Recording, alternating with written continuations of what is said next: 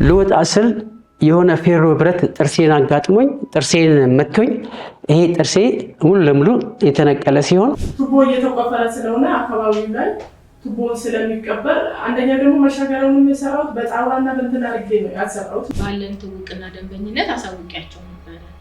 እሺ ቆይ ነገ ቆይ ዛሬ ያሉ ነው ሳያስጠግሙ ቀርተው እኔ ወደዛ ውስጥ ገብቼ ወደኩት ይያሉ። ነጋዴ እንደመሆነ መጠን ስራዬ ስለሚያገናኘኝ አዘውትሬ ሄዳለሁኝ። ገንዘቡ ላይ ምን ትያለሽ? ለጥርሴ ማስተካከያ ያወጣሁት 27000 ብር አለ። የተለያዩ ወጪዎችን አሉ ያሉት እሱ ላይ ምን አስተያየት አለሽ? ሌላ ሰዎችም በዛ ነው ሲመላለሱ ይዋሉትና እንዴት እሳቸው ብቻ ላይ እንደዚህ አይነት ነገር ይፈጠራል? እሳቸው እያዩ አይሄዱም ወይ? የራሳቸው ኃላፊነት አይደለም ወይ? አሁን ለጊዜው ቀጠሮ ይዤ ይሄ በሚታየው ሽቦ ማጠናከሪያ ተብሎ ለጊዜው ተያይዞ ነው እንደዚህ ያለውት። ወደ ሐኪም ቤት ወሰዱትና እንችለውን አደርጋለሁ ምናምን ብያቸው ነበር።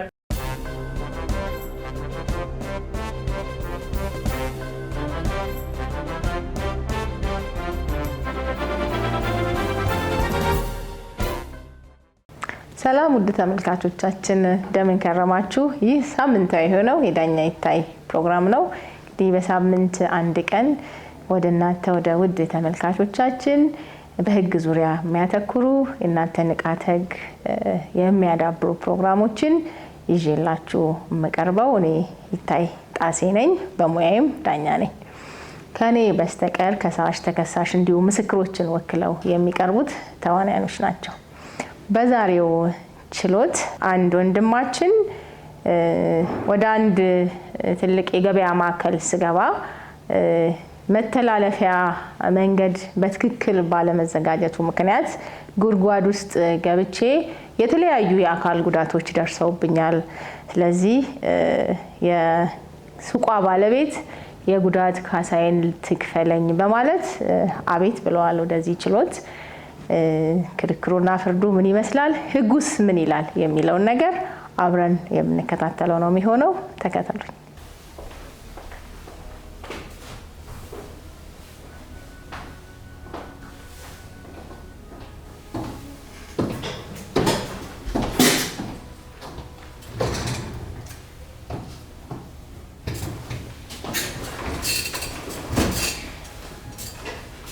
እንደምን ዋላችሁ። ችሎቱ በዳኛ ይታይ የዕለቱን ስራ ጀምሯል። ከሳሽ አቶ አዳነ ስለሺ። አቤት። ተከሳሽ ወይዘሮ ሰልካረም አዳነ። አቤት። ቀርባቸዋል? አዎ ቀርበናል። የተከበረ ፍርድ ቤት። ጥሩ። እንግዲህ ዛሬ እዚህ ፍርድ ቤት የቀረበው መዝገብ ከሳሽ በተከሳሽ ሱቅ እቃ ለመግዛት በሚሄድበት ሰዓት ወደ ሱቁ የመተላለፊያ በራፉን በአግባቡ ምቹ ባለማድረጋቸው ምክንያት ወድቄ አደጋ ደርሶብኛል በማለት ክሳቸውን አቅርበዋል። እስኪ ምን ነበር የተፈጠረው ጉዳት? አመሰግናለሁ የተከበሩ ፍርድ ቤት። ወደ ጉዳይ ከመግባቴ በፊት ምናልባት ሀሳቤን ያጠናክሩልኛል ያልኳቸው ትንሽ ነገሮችን እንድናገር የተከበሩ ፍርድ ቤት ብትፈቅዱልኝ። ከጉዳይ ጋር አያይዘ ያለውን ነገር አስረዳ። እሺ። እኔ ወደዚህ በእንደዚህ አይነት ፍርድ ችሎት ስቀርብ ይሄ የመጀመሪያ ጊዜ ነው። በገዛ እህቶቼ በቤት ጉዳይ ተከስሼ አንድ ጊዜ ብቀርብም ያንን አስጨናቂና ከባድ ጊዜ መቼም የምረሳው አይደለም። በተረፈ ግን በእንደዚህ አይነት ሁኔታ ስቀርብ እኔ ለመጀመሪያ ጊዜ ነው እና ምናልባት የፍርድ ቤት ስነስርዓትና አነጋገርን አንዳንድ ነገሮችን ብዙም ስለማላቅ ፍርድ ቤቱ እያረመኝ እያስተካከለኝ ሀሳቤን እንድገልጽ ቢተባበረኝ። ሁለተኛው ደግሞ በህይወቴ አንድ ጊዜ ያጋጠመኝ አንድ ሰው ትልቅ ቤት ይሰራና ቤቱን ዘግቶ ሄዶ ጉድጓድ ቆፍሮ ይሄዳል።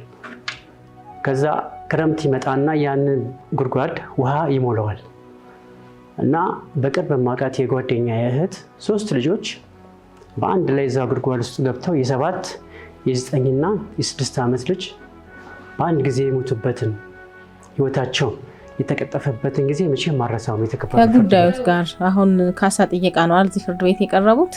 ከሱ ጋር ብቻ አያይዘው ክሶትን ያሰሙ። እሺ። ከክሱ ጋር ተያያዥነት ያለውን ነገር ብቻ ያስረዱኝ፣ ሳይሳቀቁ ሳይፈሩ።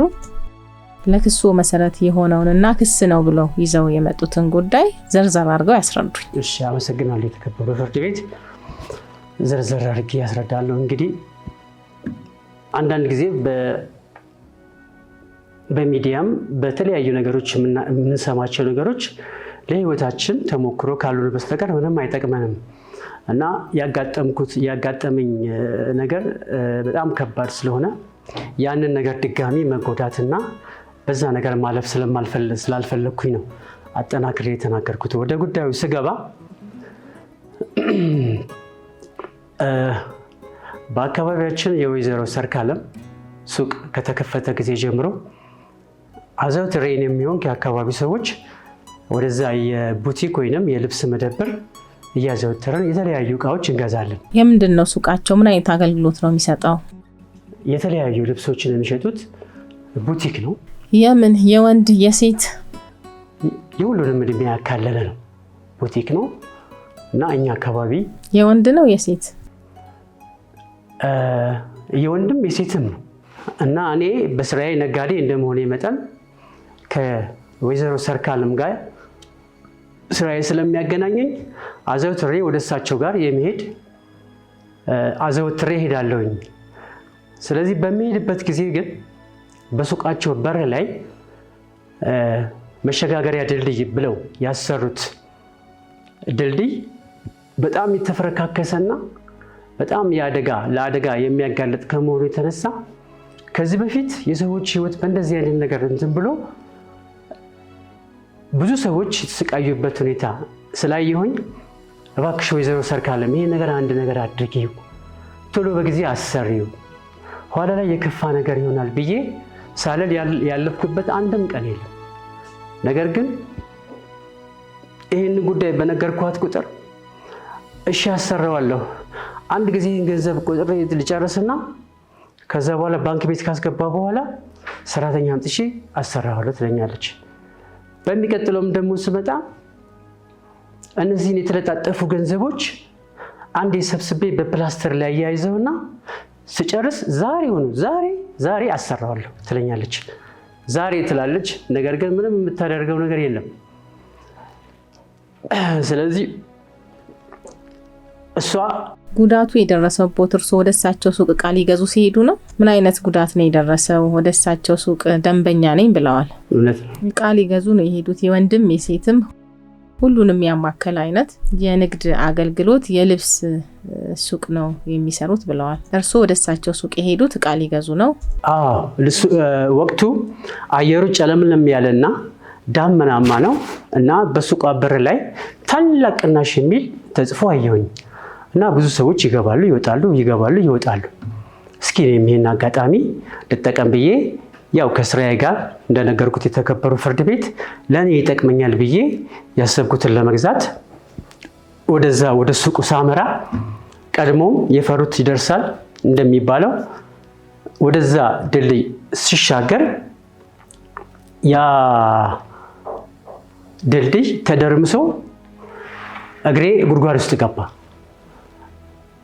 እግሬ ጉድጓድ ውስጥ በገባበት ሰዓት ላይ ራሴን ለማዳን በመፍጨረጨርበት ሰዓት ላይ ከዛ ወደ ታች ጉድጓድ ውስጥ እግሬ ሲገባ ይሄ እጄ፣ ይሄ ክንዴ፣ ጉልበቶቼ ሁሉ በጣም ተላልጠዋል።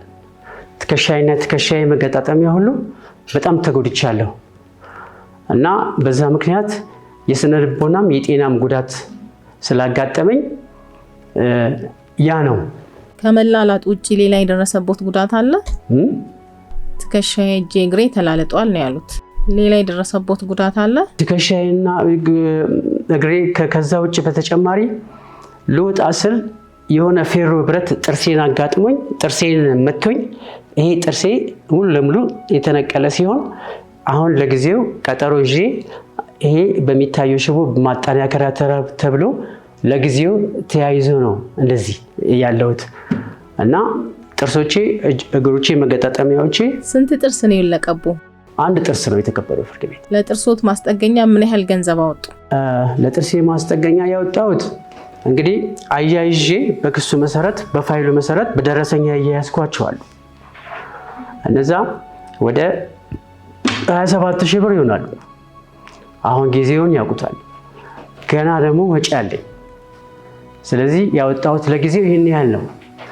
እነዚህም በደረሰኝ የተያያዙ ጉዳዮች ናቸው እና ደረሰኝ ያልያዛቸው ጉዳዮች ደግሞ ሌሎች ጉዳዮች አሉ። ለጊዜው ግን ይህን ይመስላል። የተከበረው ፍርድ ቤት መተላለፊያው ነው አይደለ? የተሰባበረ በአግባቡ እየተስተካከለ ስላልሆነ እሱ አንሸራቶኝ ወደ ቱቦ ውስጥ ገባው። በዚህ ምክንያት ደግሞ ጉዳት ደርሶብኛል።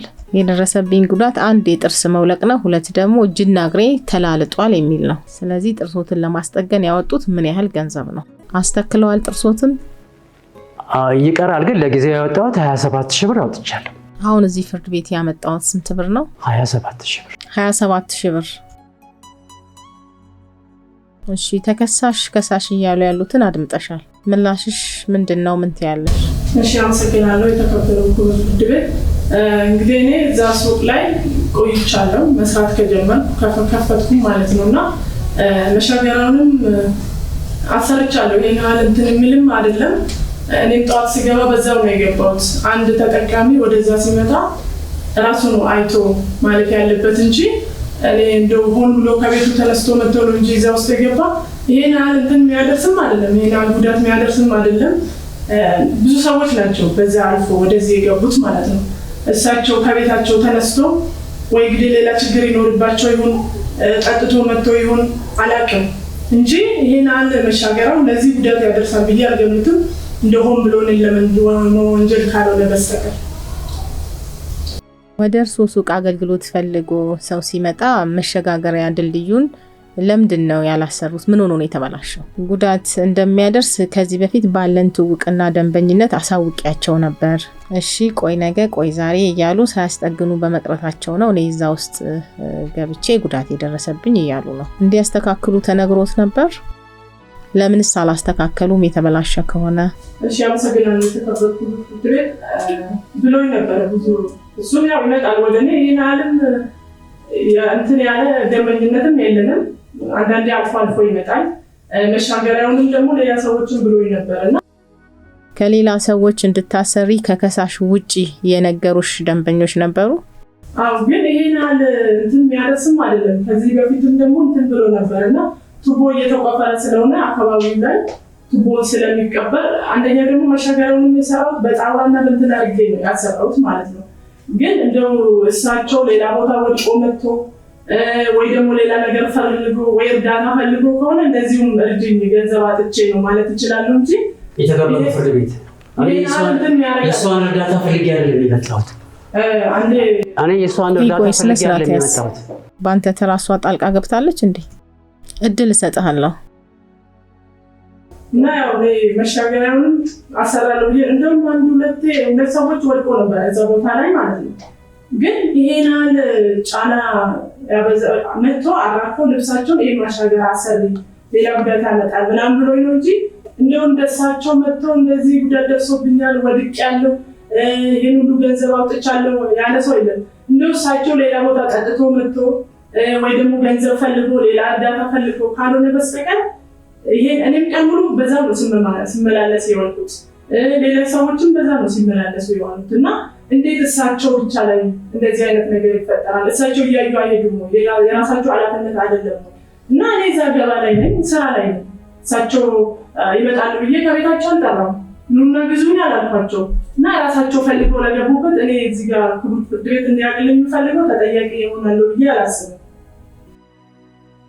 ሲወድቁ አላየሽም? አልነበርሽም በቦታው? እዛ ጋር ወደ አንቺ ሱቅ ሲመጡ እሳቸው የሚሉትን አይነት አደጋ አልደረሰም? እንዴት ነበር ጉዳቱ የደረሰው? የተከበረው ፍርድ ቤት አደጋው ግልጽና ግልጽ ነው።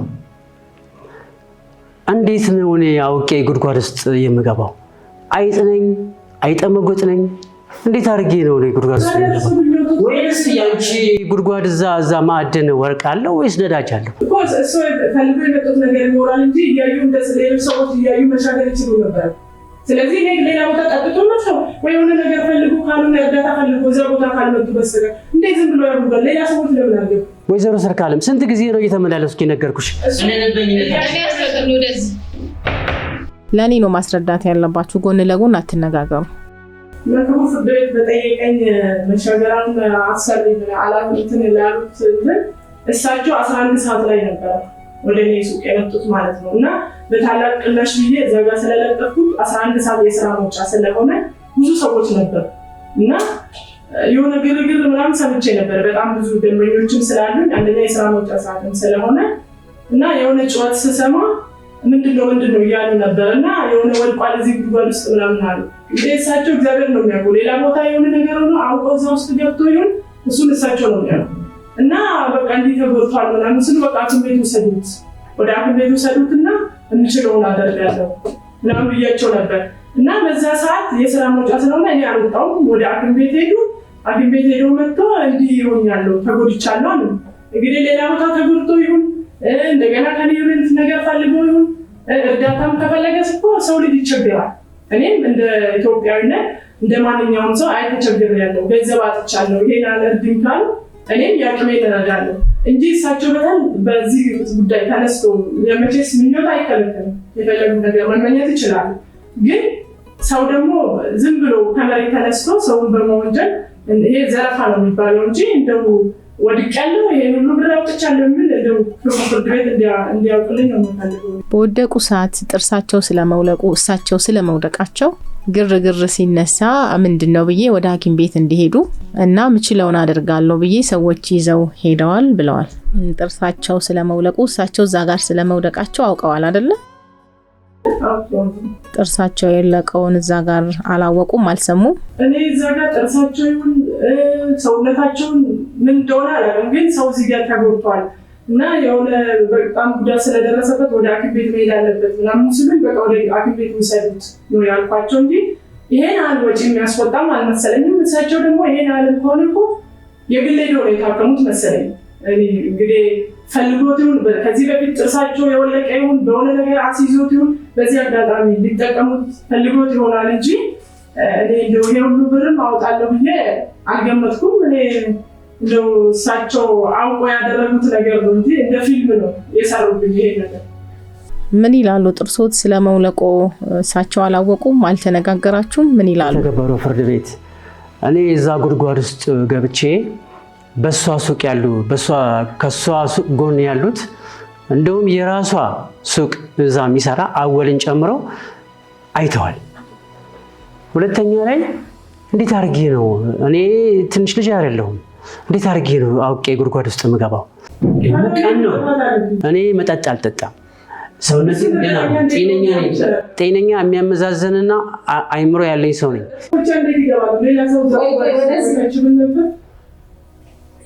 የተከበሩ ፍርድ ቤት እኔ እንደዛ ሆኜ እንኳን በምሰቃይበት ሰዓት መተው ነግረዋት አይቻታለሁኝ። እንደዛ ጥርሴ ውልቆ በእጄ ይዤ ይሄ አካላቶች ላይ ሁሉ ደም በደም ሆኖ በእጄ ያስኳቸው ከስራ ወደ ቤት ልገባ ስል በእጄ ያስኳቸው ንብረቶች ተበታትነዋል። እንደዛ ሆኖ ፕላስተር ነው ይዛ የመጣቸው። እንዴ እኔ የተቀደደ 100 ብር ነኝ 50 ብር ነኝ ልክ እንደ ብትለጣጥፈው ብር እኮ ነው አስባ ልትለጥፈኝ የመጣቸው። የተከበሩ ፍርድ ቤት ገንዘብ በጣም ነው የምትወደው፣ በጣም ገንዘብ ትወዳለች። የተከበሩ ፍርድ ቤት እኔ የሷን እርዳታ ፈልጌ አይደለም እዚህ የመጣሁት።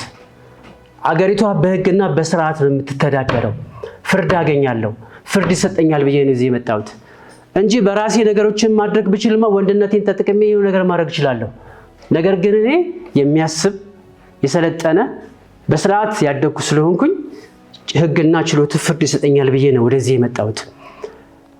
በጣም ቸልተኛ ናት። ሁለተኛ ላይ የተከበሩ ፍርድ ቤት ሁሉ ጊዜ እሷ ጋር በመጣው ቁጥር ገንዘብና ገንዘብ ነው የምትለው። እንዴ ታላቁ መጽሐፍ ምን ይላል? ሰው የሚያስበውን ይሆናል፣ ደጋግሞ የሚያስበውን ደግሞ ያንን ይመስላል ይላል። እኔ ይቅርታ አድርጉልኝና የተከበሩ ፍርድ ቤት በዚህ በኩል ሳያት 50 ብር በዚህ በኩል ሳያት 100 ብር ነው የምትመስለኝ። አጠቃላይ ስትደመርልኝ 150 ብር ነው የምትመስለኝ። በቃ ሁሉ ጊዜ ስለ ገንዘብ ነው የምታወራው። እንዴ ምንድነው? የሰው ልጅ ህይወት አይበልጥም እንዴ? ምንም ደንታ የላትም ለሰው ህይወት። አይዞ ብሎ የሚለቅ ቃል እኮ የሰው ልጅን እኮ ከጉድጓድ ያወጣል። እዚህ ጋር የተከበሩ ፍርድ ቤት የተከበሩ እያቋረጠችሽ ነው። የተከበሩ ፍርድ ቤት አይዞ የሚለውን ቃል እኮ አንድን ሰው እኮ በርህራሄና በፍቅር የተሞላ ቃል እኮ አንዳንድ ሰው ከችግር ጉድጓድ ያወጣዋል። በጣም ጨካኝነት፣ ገንዘብ በጣም ነው የምትወደው። ዋና ችግሯ ደግሞ ሁለተኛ ቸልተኝነት ነው። በቸልተኝነት ደግሞ እኔ ስለማቅ አንድ ሰው ተጠያቂ ነው። አንድ ነገር እያወቅኩኝ ይሄ ነገር ጉዳት ሊያመጣ እንደየተረዳሁኝ ያንን ነገር ችላ ብሎ ማለፍ የተከበሩ ፍርድ ቤት ይሄን ያውቁታል። ከተጠያቂነት አያድነኝም። ይሄን ደግሞ ደጋግሜ አሳውቂያታለሁ። ስለዚህ ይሄን ካሳ ልትከፍል ይገባል፣ ልትቀጣም ይገባል የተከበሩ ፍርድ ቤት። ገንዘቡ ላይ ምን ትያለሽ? ለጥርሴ ማስጠገኛ ያወጣሁት 27000 ብር አለ፣ የተለያዩ ወጪዎችም አሉብኝ እያሉ ነው ያሉት። እሱ ላይ ምን አስተያየት አለሽ? እሺ አመሰግናለሁ። ተከበሩ ፍርድ ቤት እንግዲህ እሳቸው የተመኙት ሁሉ ይሆናል ማለት አይደለም። ይሄን ሁሉ ብራቻቸው ይሄን ብር ትስጠኝ እንግዲህ እሳቸው ያቀዱበት ነገር ይኖራል እንጂ እኔ 27000 ብር ካለኝ መሻገራውን በፌሮና በሚያምር መልክ ሰርቼ እኮ ለደንበኞች እንዲመች ማድረግ ይችላል። ግን ማንም ሰው መጥቶ እዚህ ጉድጓድ ውስጥ ለገባ እኔ 27000 ብር የምከፍልበት ይሄ ህግም ይፈቅዳል ብዬ አላስብም። ስለዚህ እሳቸው የሆነ ያሰቡት ነገር አለ እንጂ ይሄ የኔ ጥፋት አይደለም። ምክንያቱም እዛ ጋር ያ መሻገራ አልተሰበረም ወይ ደግሞ አልተበላሽም ማለት አይደለም። ብዙ መሻገራዎች አሉ እንደዚህ የተበላሹ፣ ግን ይሄን አልጫና ያመጣ የወደቁ ሰዎችም አሉ። እሳቸው ብቻ ይሄንን ምክንያት በማድረግ ጥርሳቸውን ለማስፈቀድ ፈልገው ነው እንጂ እኔ በዚህ ላይ ተቃውሟለሁ።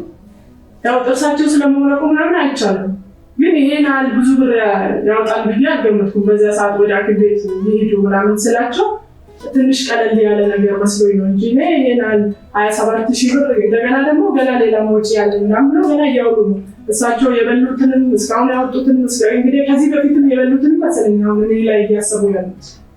ጥሩ እንግዲህ ክርክራችሁን ጨርሳችኋል። የምትጨምሩት ነገር አለ ማጠቃለያ? አመሰግናለሁ የተከበረው ፍርድ ቤት ስለተሰጠኝ እድል በጣም አመሰግናለሁ። እኔ የተከበረው ፍርድ ቤት አሁን ይህንን ያመጣሁት ጉዳዩንም ያያያዝኩት በህጋዊ መልክ ደረሰኝ ያለውን ነው እንጂ ከደረሰኝ ውጪ ብዙ ያወጣኋቸው ወጪዎች አሉ። የገዛሁት በግ አለ፣ የገዛሁት ፍየል አለ፣ በየቀኑም ገዛው ለዚህ ለህክምና ብዬ የምጠጣው ጁስ አለ። ይሄ እንኳን ለጥርስ ማጠናከሪያ ይሆናል እየጠዘጠዘኝ ነው የተከበረው ፍርድ ቤት አሁን እያወራ ያለሁት ማጠናከሪያ ይሆናል ተብሎ ከውጪ የመጣ ጥስጣዜን የሚያጠፋ ይሄ መድኃኒት ነው። ይሄን ደረጃ እዚህ ፍርድ ቤት ለመምጣት ምን ያህል እየተሰቃየሁ እንደመጣሁ እኔ ነኝ የማውቀው። ስለዚህ እኔ የእሷን ገንዘብ ፈልጌ ሳይሆን እኔ ያወጣሁት ውጪ በአጠቃላይ ሲደመር እኔ በባህላዊ ወጌሻ በመጣች ባሸችን ቁጥር 500 ብር 1000 ብር እንደገና ቀጥራታለሁ። መታ በሄደች ቁጥር 500 ብር 1000 ብር ስንት ጊዜ ነው ያወጣሁት? ይሄን ሁሉ እኔ አልተናገርኩም። ይሄ ደረሰኝ ስለማይመለከተው ነው። አንድ ቀን እንኳን የተከበሩ ፍርድ ቤት ከወዳጅነታችን አኳያ እግዚአብሔር ይማር በላ እንኳን ጠይቃኝ አታውቅም። ታዳንተ ወደቁ ነው የምናገባኝ። አንተ በበላው ፍየል አንተ በበላው በግ ካማረክ እኔ ለነገሩ አንተ ምን ችግር አለ? የስራውን እንዴት እንደሚመጣ ምን አታውቅ። ለኔ ነው ማስረዳት ያለባችሁ። ጭቅጭቁን አቁሙና ለኔ ያስረዱ። አልጨረስኩም የተከበረው ፍርድ ቤት እና ጉዳዩ በደንብ የገባት አይመስለኝም። ከሃዲ ናት። ነገሩ ግልጽና ግልጽ ነው። ራሷም ታውቀዋለች። እግዚአብሔር ይማር ብሎ ሰው ማለት እኮ ትልቅ መድኃኒት ነው። በጣም ግዴለሽ ናት የተከበረው ፍርድ ቤት። ገንዘብ በጣም ነው የምትወደው። እንዴ የሰው ልጅ ይበልጣል እኮ እንዴ! የሰው ልጅ የምንበላው የምንጠጣው የምንለብሰው ካለን በቃ በቂ ነው ይላል ታላቁ መጽሐፍ። ምንድነው ለገንዘብ እንደዚህ መስገብገብ? ጨርሰዋል? ጨርሻለሁ የተከበረው ፍርድ ቤት አመሰግናለሁ። እንግዲህ ፍርድ ቤቱ ክርክራችሁን አዳምጧል። በቀረበው ማስረጃ ላይ መዝገቡን መርምሮ ውሳኔ ይሰጣል። ለውሳኔ ተለዋጭ ቀጠሮ ሰጥቷል። የዕለቱ ስራ በዚሁ ተጠናቋል።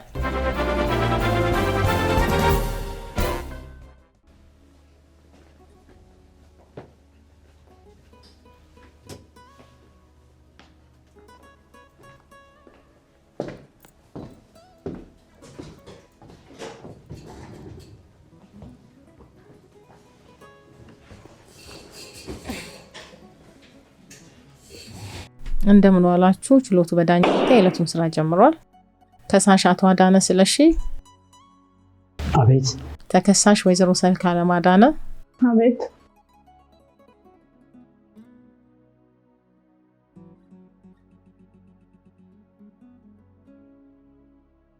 መዝገቡ የተቀጠረው ለውሳኔ ነው።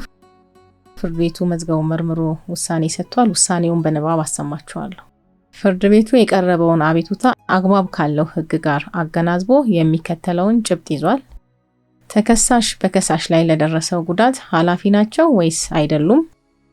ኃላፊ ናቸው ከተባለ የቀረበውን የጉዳት ካሳ ሊከፍሉ ይገባል ወይስ አይገባም የሚለውን ጭብጥ ይዟል። በፍትሐብሔር ሕግ ቁጥር 2029 1 እና 2 መሰረት አንድ ሰው አስቦ ወይም በቸልተኝነት ጥፋት ሊፈጽም ይችላል። በዚሁ መሰረት ተከሳሽ ወደ ሱቃቸው መጥተው ለሚገበያዩ ሰዎች ደህንነት ሲባል የመሸጋገሪያ ድልድዩን ጉዳት እንዳያደርስ አድርጎ ማሰራት ሲገባቸው በቸልተኝነት ባለማሰራታቸው በከሳሽ ላይ ለደረሰው ጉዳት ኃላፊ ናቸው ብለናል። በተጨማሪም ጉዳቱ የደረሰው በከሳሽ ጥፋትና ምክንያት ስለመሆኑ በበቂ ሁኔታ አላስረዱም። የሚከፈለውን የጉዳት ካሳ በሚመለከት በፍትሐብሔር ሕግ ቁጥር 2091 መሰረት በተበዳዩ ላይ በደረሰው ጉዳት ተመጣጣኝ መሆን ያለበት በመሆኑ ከሳሽ ባቀረቡት የሕክምና ደረሰኝ መሰረት 27,000 ብር ሊከፈላቸው ይገባል በማለት ውሳኔ ተሰጥቷል። ወጪና ኪሳራ ግራቀኛችሁ ተቻቻሉ።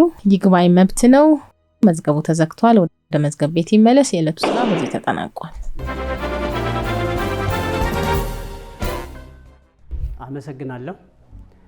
በተሰጠኝ ፍርድ እጅግ በጣም ደስተኛ ነኝ። ይሄ እኔ ያለፍኩበት ሁኔታ እሷንም ሌሎችንም ሰዎች ያስተምራል ብዬ አምናለሁ። እሺ አመሰግናለሁ። ለተሰጠኝ ፍርድ ደስተኛ ነኝ።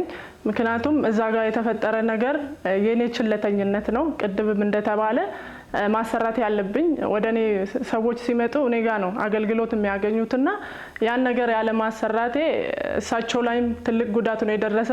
ሌላው ደግሞ ምንድነው በተለያየ ነገር የተለያየ ችግር ያጋጥመናል። ማናችንም ብንሆን በዚህ ምድር ላይ ስንኖር ያላሰብነው ነገር ሊገጥመን ስለሚችል ነገሮችን በራሳችን ከመወሰንና በራሳችን ከመፍረዳችን በፊት ነገሩን ቆም ብሎ አስቦ ሀገሪቷ በሕግና በስርዓት እንደምትተዳደረው መጠን ሊሰማ ሊያዳምጥ ፍርድ ሊሰጥ የሚችል አካል እስካለ ድረስ ሕግና ስርዓቱን ጠብቆ እሷ እኮ ሴት ናት ምን ታመጣለች፣ እኔ ወንድ ነኝ ይሄ ነገር ማድረግ እችላለሁ በሚል በአጉል በትዕቢት ከመወጠር ይልቅ ደንብና ስርዓቱን ሕጉን ተከትሎ በአግባቡ ሊሰማ ሊያዳምጥ ወደሚችል አካል መሄድ እጅግ በጣም ይጠቅማል።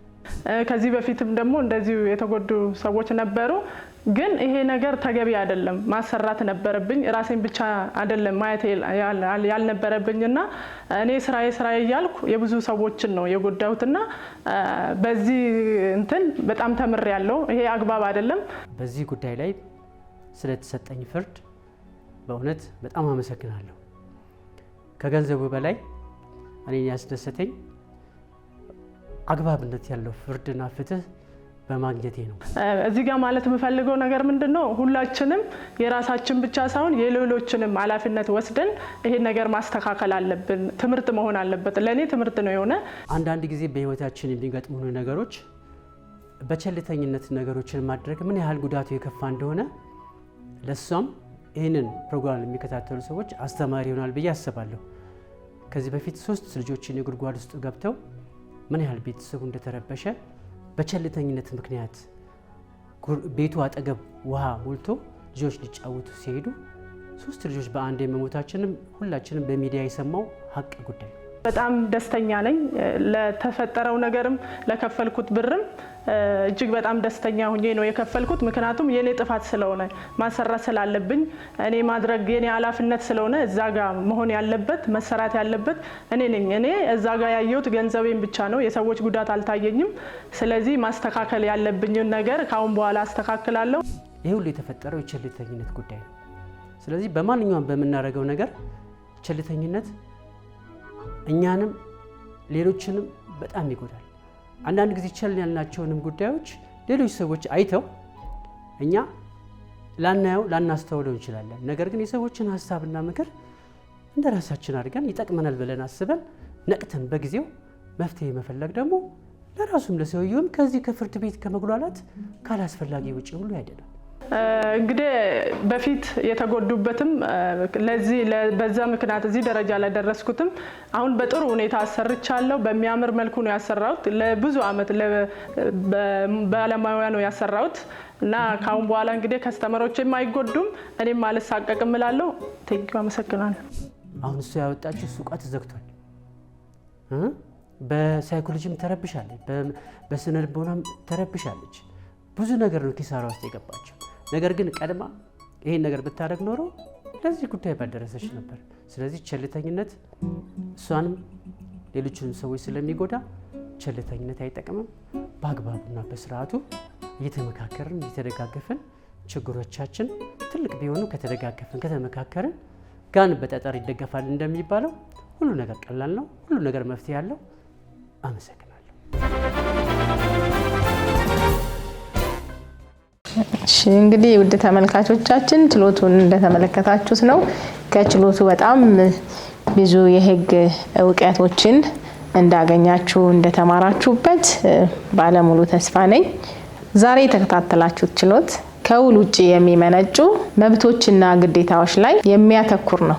ይህ አይነቱን የመብት ጥያቄ የሚመነጨው ከውል ውጪ ኃላፊነት መኖሩን ነው። ይህም አስቀድሞ ህጉ ባስቀመጣቸው ምክንያቶች እንዲሁም አንድን ድርጊት ጥፋት ነው ብሎ በመፈረጁ እንደሆነ ወይም ጥፋት ሳይኖር ኃላፊነት ሊኖር እንደሚችል መረዳት ያስፈልጋል። ከውል ውጪ ኃላፊነት በኢትዮጵያ የፍትሐብሔር ህግ አንቀጽ 2027 ላይ እንደተገለጸው ከ3 ምክንያቶች ሊመነጭ ይችላል። አንደኛው በጥፋት ላይ የተመሰረተ ኃላፊነት። ይህም የሚሆነው አንድ ሰው በሌላ ሰው አካል ወይም ንብረት ላይ ሆን ብሎ ወይም በቸልተኝነት ጉዳት ካደረሰ ኃላፊነት አለበት። ሁለተኛው ጥፋት ሳይኖር ኃላፊ መሆን ነው። ይህ ደግሞ የማህበረሰቡን ደህንነት ለማስጠበቅ ሲባል ምንም እንኳን በጉዳዩ ባለቤት ዘንድ ጥፋት ባይኖርም ህጉ አስቀድሞ ጥፋት ብሎ የሰየማቸው ድርጊቶች ናቸው። ሶስተኛው ለሶስተኛ ወገን ኃላፊ መሆን ነው። የዚህ አይነቱ ኃላፊነት ደግሞ ሌሎች ሰዎች ለፈጸሙት ድርጊት ተጠያቂነትን የሚያስከትል ነው። ለምሳሌ ለአካለ መጠን ያልደረሰ ልጅ ኃላፊነትን የሚያስከትል ድርጊት የፈጸመ እንደሆነ በፍትሐብሔር በኩል ለተሰራው ስራ ኃላፊ የሚሆነው ወላጅ ነው ይላል። ውድ ተመልካቾች ከውል ውጪ ከሚመጡ ኃላፊነቶች እንጠንቀቅላለሁ። በቀጣይ ሳምንት በሌላ ችሎት እስከምንገናኝ ድረስ መልካም